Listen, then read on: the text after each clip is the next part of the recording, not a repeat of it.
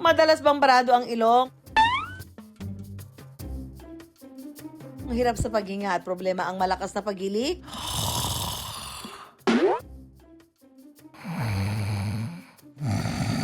Yan ang eksena na magkasintahang Claudette at Patrick gabi-gabi. Si Patrick kasi kung humilik, parang wala nang bukas. Ang hilik niya, parang sirenang dumadagundong.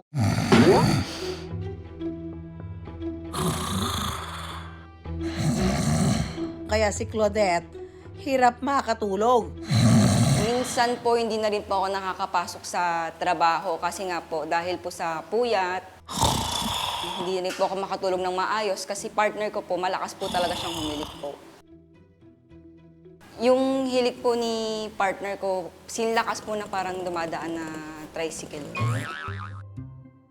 Bata pa lang si Patrick, na-diagnose na siya na may allergic rhinitis o yung allergy sa ilong dala ng alikabok o dumi ng kapaligiran.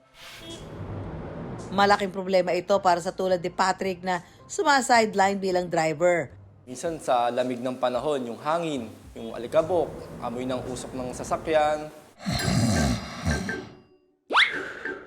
Kaya pagsapit ng gabi, madalas naghihilik si Patrick. Bukod sa pagod, barado rin kasi ang kanyang ilong. Sa lakas raw niyang humilik, madalas siyang outside the Colombo. Dahil sa long distance nilang pagtulog, todo research si Claudette para makahanap ng solusyon at muling makatabi ang asawa. Wala talagang sound. Hanggang nakita nila ang trending online na nasal strips o idinidikit sa ibabaw ng ilong para lumuwag ang daluyan ng hangin. Ang galing, mas nakakahinga ako. Pero trivia, hindi na bago ang nasal strips dahil noon pang 1990s ginagamit na ito ng mga atleta. Wala itong anumang halong chemical o menthol na amoy na siyang kalimitang ginagamit sa baradong ilong. Opinyon ng mga gumagamit para itong may magnet na hinihila pagbukas ang magkabilang ilong kaya lumuluwag ang paghinga.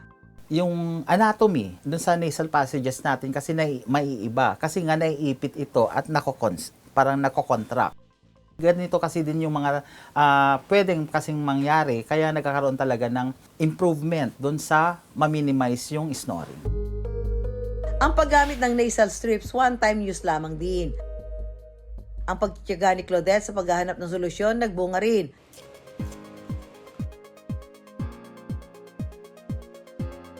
Matapos kasing subukan ni Patrick ang nasal strip,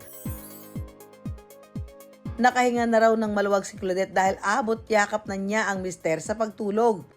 Guminhawa na rin po yung pagtulog ko bukod sa kanya po. Naging maayos na yung pagtulog niya. Kami din po, naging maayos na rin po. Nung paglagay niya, sabi ko parang kumangat naman yung ilong ko. Medyo guminhawa, kahit papaano, nakahinga ako. Paalala mga ka-wonder, bago gumamit ng alternatibong gamot, siguraduhin na aprobado ito ng FDA. Mga ka-wonder, iisa lamang ang ating katawan kaya dapat pakaalagaan. Pero lagi ring tatandaan, bago sumubok ng anumang gamot, gamit at therapy sa katawan, kumonsulta lagi sa doktor. Dahil pagdating sa kalusugan, eksperto ang may alam dyan.